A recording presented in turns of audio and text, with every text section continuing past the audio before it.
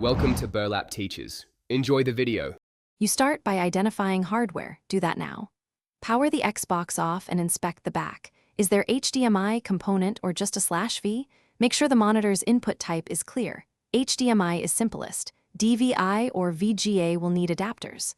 Grab an HDMI audio extractor if the monitor won't pass sound, or ready-powered speakers, and the correct RCA or 3.5 mm cable. Once done, lay out cables and an outlet for the extractor. Make sure adapters are rated for video resolution you want.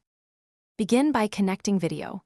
Plug the HDMI from the Xbox into the monitor if available. This carries audio too. If the monitor is DVI or VGA, plug the Xbox HDMI into the audio extractor, then use the appropriate adapter from the extractor to the monitor. Next, connect the extractor's audio out, RCA 3.5 mm or optical, to your powered speakers or amplifier. Once connected, secure cables, power the extractor if it needs external power, and route cables to avoid strain or interference. Power sequence matters. Turn on the monitor and speakers first, then the Xbox, and select the monitor's input. On the Xbox, go to Display and Sound, choose the resolution that the monitor supports, and set the audio output to HDMI or optical depending on your setup. Test a game or dashboard audio. Adjust speaker volume and extractor output level.